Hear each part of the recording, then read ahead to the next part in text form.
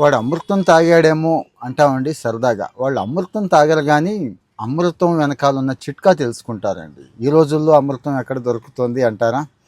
పోపులపేటలో దొరుకుద్దండి, వంటగదిలోనే దొరుకుతుంది. నిజంగానే చెప్తున్నాను. ఈ రోజుది కాదు, వందల ఏళ్లది కాదు, వేల ఏళ్ల నాటి పరిశోధనలు కానీ అలవాట్లు కానీ మన వంటింట్లోకి వచ్చినాయి. ముఖ్యంగా భారతీయ ఆయుర్వేదంలో అద్భుతమైన ఏవైతే ఉన్నాయో అవన్నీ కూడా మన వాళ్ళు పోపుల పెట్టిలోకి చేర్చారు. మనం ఏం చేస్తున్నాం, ఫ్యాషన్కి వాటికి పోయి యూరోపియన్స్ ఏవైతే వాడుతున్నారో చాలా దరిద్రాలు వచ్చినాయి కదా ఈ మధ్య, వాటికి బాగా ప్రిఫరెన్స్ ఇస్తున్నామండి. జీలకర్ర, కాస్త జీలకర్ర వాటర్ తీసుకోండి డైలీ, పరగడుపునే తీసుకోండి. అది కూడా చాలా సమస్యలకి చెక్ పెట్టవచ్చు అని చెప్తున్నారండి. ముఖ్యంగా మనకి అజీర్తి సమస్య చాలా ఎక్కువ ఉంది. నానా రకాలైన చెత్త తింటున్నాం. ఆయిల్స్ దగ్గర నుంచి, స్నాక్స్ దగ్గర నుంచి, జంక్ ఫుడ్ దగ్గర నుంచి ఏం తినకూడదో అవి తింటున్నాం కదా.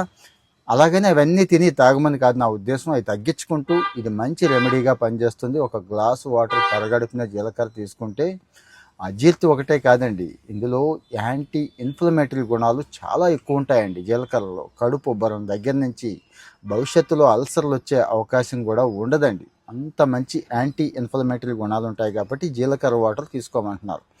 ఎలాగూ వాటర్ తీసుకుంటాం కదా మనం, బాయిల్ చేసి ఉంచుకుంటే ఆ రోజుకి ఆ రోజు బాయిల్ చేయలేం. ఓకే, చక్కగా బాయిల్ చేసి ఫ్రిడ్జ్లో పెట్టుకొని ఒక హాఫ్ లీటర్ వాటర్ తీసుకున్నప్పుడు 2 కప్పులు వేసుకుంటే ఎట్లా ఉంటుంది ఒక్కసారి ఆలోచించండి. ఇది ఒక్కటేనా అంటే యాంటీ ఇన్ఫ్లమేటరీ, అజీర్తి మాత్రమే కాదండి, కొవ్వుని ఈరోజు అందరికీ కొవ్వు తగ్గాల్సిందే. కేవలం కొవ్వు వల్ల, అంటే ఎక్కువ బరువు ఉండటం వల్ల 1, 2 కాదు 18 రకాల క్యాన్సర్లు వచ్చే అవకాశం ఉందని చెప్పి ఈ మధ్య అమెరికన్ జర్నల్ ఒకటి పబ్లిష్ చేసింది. ఆ విషయం కూడా మనం చెప్పుకున్నామండి.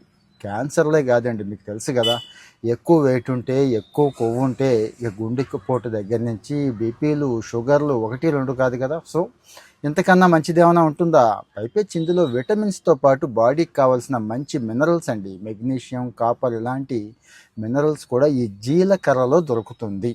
ఇంకా రక్త ప్రసరణ కూడా పెంచుద్దండి. రక్త ప్రసరణ పెరిగితే ఎన్ని రకాల దరిద్రాలు పోతాయో తెలుసు కదా. స్కిన్ హెల్త్ అద్భుతంగా ఉంటుందండి. మన వాళ్ళు ఆ ప్యాకులు ఈ ప్యాకులు వేస్తూ ఉంటారు కదా. స్కిన్ హెల్త్ అనేది లోపల నుంచి రావాలండి, లోపల నుంచి వస్తే బాగుంటుంది. చాలామంది మొటిమల సమస్యలతో కూడా బాధపడుతూ ఉంటారు కదా, వాటికి కూడా ఒక రేంజ్లో ఇది పరిష్కారం చూపిస్తుంది. సో మరి ఎన్ని సుగుణాలు ఉన్నప్పుడు, ఎన్ని మంచి యాంటీ ఇన్ఫ్లమేటరీ గుణాలు ఉన్నప్పుడు వదులుకుంటామా?